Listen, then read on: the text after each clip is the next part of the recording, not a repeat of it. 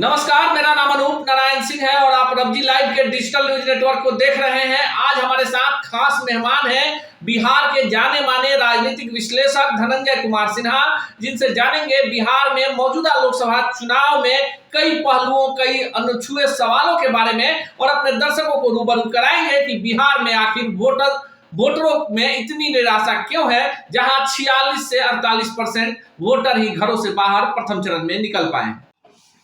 नमस्कार, मेरा नाम अनूप नारायण सिंह है और आज हमारे साथ बातचीत करने के लिए खास मेहमान हैं बिहार अमन समिति के प्रमुख और बिहार की राजनीति को पिछले 3 दशकों से एक पत्रकार और सामाजिक कार्यकर्ता के रूप में काफी नजदीक से जानने वाले धनंजय कुमार सिन्हा। बिहार में प्रथम चरण में 4 सीटों पर चुनाव हो चुका है और दूसरे चरण के चुनाव की आहट है। तीसरे और चौथे चरण की भी प्रक्रिया प्रारंभ है। बिहार में 6 चरणों में चुनाव होना है। 40 लोकसभा की सीटें हैं। प्रथम चरण में बिहार ने पूरे देश को निराश किया है। महज 46% यहाँ पर वोटिंग हुई है। ये वही बिहार है जहां पर वैशाली के गणतंत्र से पूरे देश दुनिया को लोकतंत्र मिला है। ऐसे में बिहार में वोटरों की निराशा, वोटरों के घरों से नहीं निकलने को लेकर आज के टॉपिक को हमने चुना है, जिस पर बात करेंगे धनंजय कुमार सिन्हा जी से। सबसे पहले सर, आपका स्वागत है। बहुत बहुत धन्यवाद अनूप जी। क्या लगता है क्यों बिहार में इतनी निराशा है? वोटर जो हैं, चाहे वो महागठबंधन के वोटर हों, चाहे एनडीए के वोटर हैं, लोग घरों से बाहर ही नहीं निकल रहे हैं। मतलब कि उत्साह में कमी है, वोटरों के उत्साह में कमी। उत्साह कब आता है? उत्साह 2 परिस्थितियों में आता है।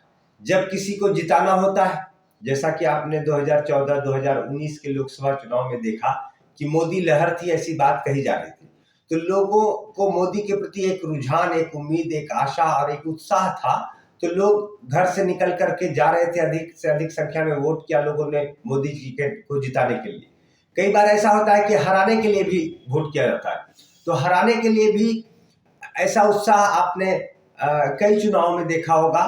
स्थानीय तौर पर भी कभी कभी होता है और कभी कभी राज्य स्तर पे और कभी देश स्तर पर भी, कि किसी विशेष पार्टी को हराना है तो इसलिए हम वोट कर रहे हैं।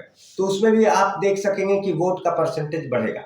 लेकिन वोट के परसेंटेज का कमना यह दिखाता है कि लोग न हराने में किसी को उत्साहित है, न जिताने में किसी को उत्साहित है। अब जिताने में जो, अगर हम इस लोकसभा चुनाव की बात करें तो निश्चित तौर पर हमें 2014 और 2019 से तुलना करना पड़ेगा। तो उस हिसाब से तो मोदी जी को जिताने में जितनी उत्सुकता थी लोगों की, उसमें कमी आई है जी। लेकिन अब क्या है, मोदी जी को हराने में जो उत्सुकता होनी चाहिए थी, अगर यह पलट जाता तो लोग आते वोट करने और हराने के लिए वोट करते, लेकिन उसमें भी उत्सुकता लोगों की नहीं दिख रही। धनंजय जी, रोकना चाहेंगे, जहां पर एनडीए जो घटक दल है, जो बिहार में चुनाव लड़ रहा है, पूरे मैनेजमेंट के साथ लड़ रहा है, और दूसरी तरफ अगर महागठबंधन की बात करें, प्रथम चरण के चुनाव प्रचार को ही देख लें तो कांग्रेस का कोई भी बड़ा नेता चुनाव प्रचार में तेजस्वी यादव के साथ मंच शेयर करता हुआ नहीं दिखा है। सिर्फ मुकेश सहनी नजर आए। ऐसे में आपको क्या लगता है, कहां बड़ी चूक हो गई? देखिए, चूक की बात मुझे नहीं लगती। आप इसको सामान्य दृष्टि से पूछ रहे हैं या देख रहे हैं कि तेजस्वी यादव प्रचार कर रहे हैं और एकमात्र सहनी जी दिख रहे हैं उनके साथ, और कोई बड़ा नेता नहीं दिख रहा है। तो पहली बात तो एक सहनी जी भी दिख रहे हैं, उसके विशेष कारण मुख्य रूप से तो है कि जो राजनीतिक ट्रेंड है इधर बिहार का, भारत का भी, उसमें ऐसा है कि तेजस्वी जी को ही सिर्फ प्रमोट करना है, आगे बढ़ाना है। उनके साथ 4 और नए युवा नेताओं या अन्य नेताओं को प्रमोट नहीं करना है। तेजस्वी जी को हीरो बनाना है, तो उन्हीं को प्रमोट करना है। जी। सहनी जी एक यूथ है और उनसे बहुत खतरा भी नहीं है तेजस्वी जी को कि वे आगे बढ़ जाएंगे तो तेजस्वी जी को कोई नुकसान होने वाला है। प्लस उनके पास एक वोट बैंक भी है जो सट जाएगा अराजक के वोट बैंक के साथ, तो ठीक ठाक एक स्थिति बन पाएगी। इसलिए सहनी जी को घुमा रहे हैं। नहीं तो अब तेजस्वी यादव खुद यादव है, तो उनको किसी यादव को साथ घुमाने की जरूरत नहीं है, ऐसा वो समझते हैं, क्यों घुमाए। मुस्लिम ये लोग देख रहे हैं, पहले लालू जी घूमते थे, रामविलास जी घूमते थे, नीतीश जी घूमते थे। एक जमाना याद कीजिए, एक एक मुस्लिम लीडर को लेके घूमते थे कि भैया मेरे तरफ वोट दो, मेरे तरफ वोट दो, मेरे तरफ वोट दो। लेकिन मुस्लिम लीडर को भी लेके इसलिए नहीं घूम रहे हैं कि जान रहे हैं कि कोई विकल्प ही नहीं है, 2 ध्रुवीय लड़ाई हो रही है। भाजपा को नहीं देना है तो आरजेडी को ही देना है, तो मुस्लिम दे ही रहे हैं, तो चलो मुस्लिम भी लीडर को प्रमोट करने की जरूरत नहीं। एक सहनी को उन्होंने रखा है, वो भी थोड़ा कंप्रोमाइज करके, अगर बनता तो उनको भी नहीं रखते। लेकिन उनसे कोई घाटा नहीं लग रहा है। आप बार बार सुन रहे होंगे, बात न्यूज में आती है कि कन्हैया कुमार को लेके और पप्पू यादव को लेके। जी जी। तो अगर है कि भाई कन्हैया कुमार को लेके घूमने लगते या आप टिकट देने लगते तो कुछ वोट शायद बढ़ जाता। चलिए उनकी भी कोई पॉपुलरिटी है, लेकिन कुछ वोट बढ़ाने को लेके सिर्फ नहीं है बात।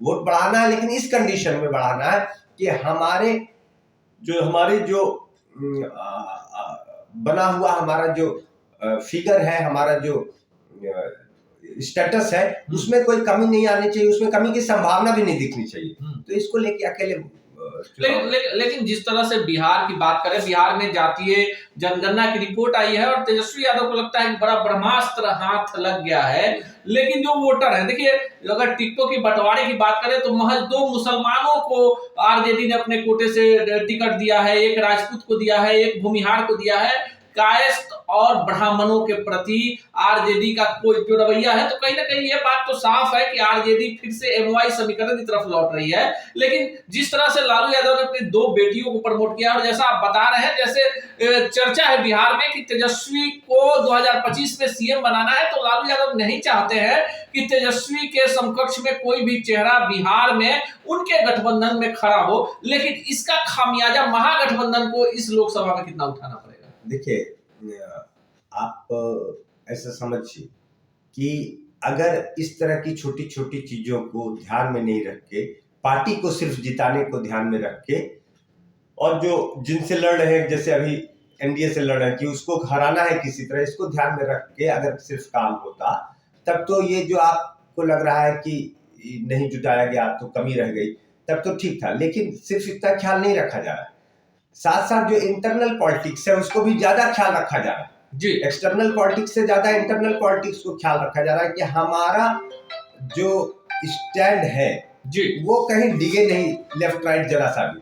आप देखिए कि 2019 में अगर कन्हैया कुमार को टिकट दे देते, अगर गठबंधन हो जाता और कन्हैया कुमार को टिकट दे देते, जीत जाते वहां से। हम एक एग्जाम्पल कन्हैया का सिर्फ नहीं देना चाहते और भी किया। और जैसा आप बता रहे हैं, जैसे चर्चा है बिहार में कि तेजस्वी को 2025 में सीएम बनाना है, तो लालू यादव नहीं चाहते हैं कि तेजस्वी के समकक्ष में कोई भी चेहरा बिहार में उनके गठबंधन में खड़ा हो। लेकिन इसका खामियाजा महागठबंधन को इस लोकसभा में कितना उठाना पड़ेगा? देखिए, आप ऐसा समझिए कि अगर इस तरह की छोटी छोटी चीजों को ध्यान में नहीं रख के, पार्टी को सिर्फ जिताने को ध्यान में रख के, और जो जिनसे लड़ रहे हैं, जैसे अभी एनडीए से लड़ रहे हैं कि उसको हराना है किसी तरह, इसको ध्यान में रख के अगर सिर्फ काम होता, तब तो ये जो आपको लग रहा है कि नहीं जुटाया गया तो कमी रह गई, तब तो ठीक था। लेकिन सिर्फ इतना ख्याल नहीं रखा जा रहा है, साथ साथ जो इंटरनल पॉलिटिक्स है उसको भी ज्यादा ख्याल रखा जा रहा है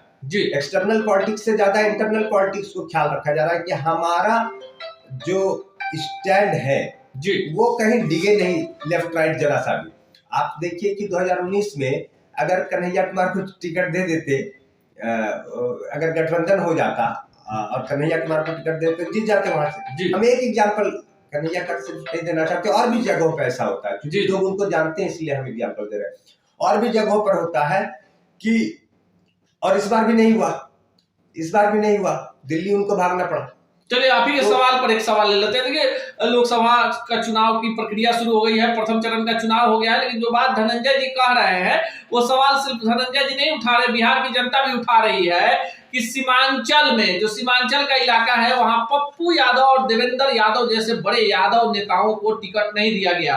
अगर उत्तर बिहार की बात करें तो रामा सिंह और प्रभुनाथ सिंह का परिवार और शहाबुद्दीन की पत्नी 3 बड़ी कड़ी हैं जो बड़े गेम चेंजर साबित हो सकते हैं। अगर बात करते हैं आपको शाहाबाद इलाके की, तो शिवानंद तिवारी भी चुनाव लड़ना चाहते थे बक्सर से, उनको टिकट नहीं दिया गया। और जिस तरह से बाहर से आयातित उम्मीदवारों को लाया गया, देखिए औरंगाबाद सीट जहां प्रथम फेज का चुनाव हो गया है, वहां से कांग्रेस निखिल कुमार सिंह को चुनाव लड़वाना चाहती थी। गवर्नर रह चुके हैं, कई बार सांसद रहे, मां सांसद रही, पिताजी उनके बिहार के मुख्यमंत्री रहे, पत्नी उनकी सांसद रही। और लालू यादव ने रातों रात जदयू से आए अभय कुशवाहा को, जो गया के रहने वाले हैं, उनको टिकट दे दिया। तो आपको नहीं लगता है कि कहीं ना कहीं जो पूरी लड़ाई है यहाँ पर एनडीए को रोकने की, उसमें कहीं ना कहीं फिसड्डी साबित हो रहा है महागठबंधन? वो तो फिसड्डी हम नहीं बोलेंगे, लेकिन उसमें उस मुस्तैदी से नहीं लड़ा जा रहा है, उस छोटे छोटे गैप्स को फुलफिल करते हुए चले, इसकी परवाह नहीं की जा रही है। बल्कि आपको वही बार बार बोल रहे हैं कि नहीं की जा रही है उन चीजों की परवाह कि किसी तरह हरा देना है, अपने को कई अपने लाभ को देखते हुए जी हराना है, इसका प्रयास है। और ये सिर्फ आरजेडी को की बात नहीं है। आप देखिए ना इंडिया गठबंधन का क्या हुआ, नीतीश जी चले गए। नीतीश जी चाहते थे कि हमको संयोजक या पीएम पोस्ट के लिए प्रपोज किया जाए, नहीं किया गया। किया जाना कर दिया जाता, उधर से कर दिया जाता तो भी कोई दिक्कत नहीं था, और नहीं भी किया गया तो कोई दिक्कत नहीं। नीतीश जी को अगर भाजपा को हराना था तो ये तो नहीं था ना कि हम संयोजक बनेंगे या पीएम कैंडिडेट डिक्लेयर करेंगे तभी भाजपा को हमारा हराना है, नहीं तो नहीं हराना है। लेकिन ऐसा था, सभी लोग में ऐसा था कि नीतीश कुमार को भी था कि मुझे संयोजक बनाओ या मुझे पीएम पोस्ट के लिए प्रपोज करो तो हम एनडीए को हराएंगे, नहीं तो हम एनडीए में चले जाएंगे। जो हुआ तो अन्य पार्टियां भी जो तृणमूल है और भी जो अन्य पार्टियां वो भी सब ऐसा चाहती थी कि हमें की पोस्ट मिले, तो नहीं मिला तो इधर उधर हो गया। बंगाल में भी मामला डिसमिस हुआ देखिए, और कांग्रेस को भी चाहिए था भाई किसी को दे दे, इसमें हर्जा क्या है, लेकिन कांग्रेस भी थी कि नहीं हम ही रखेंगे। तो ये हाल सभी पार्टियों का है, सिर्फ आरजेडी का नहीं।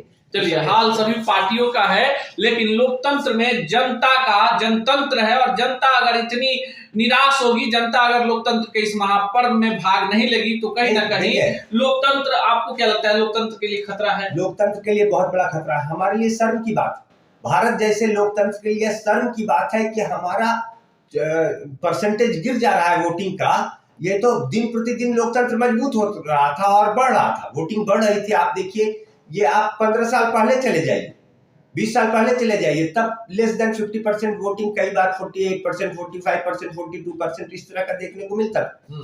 लेकिन इधर आप 2 बार से देखिए, साधारणतः वोटिंग का परसेंटेज 50% से ज्यादा मिल रहा। अब क्या ना 60%, 65% इस तरह मिल रहा था। अब एक्सपेक्टेशन था कि अब 70 पार करेगा, 75% जाएगा, और वोट गिर करके 50 से बिलो चला गया। तो बिहार के लिए या जो लोकतंत्र की जननी मानी जाती है, उसके लिए यह बड़ी शर्म की बात है कि हमारा लोकतंत्र कमजोर हो रहा है। ये सिम्टम दिया, जैसे कि बुखार जब आना होता है तो आप देखेंगे थोड़ा सा मन भारी लग रहा है, हल्का बदन में दर्द हो रहा है, इस तरह के कई सिम्टम, ठंड लग रही है, इस तरह के कई सिम्टम्स होते हैं और बुखार आता है। तो अभी ये जो परसेंटेज का गिरना है, यह लोकतंत्र की कमजोरी को दिखा रहा है कि पब्लिक को भरोसा नहीं है कि ये लोकतंत्र है, कि हमारी भागीदारी कुछ है। चलिए, पब्लिक को भरोसा नहीं है कि लोकतंत्र में हमारी भागीदारी सुनिश्चित किया जाए। इसी तरह के तल्ख सवालों के साथ पूरे चुनाव भर हम धनंजय कुमार सिन्हा के विचारों को जानेंगे और अपने दर्शकों से रूबरू करवाते रहेंगे।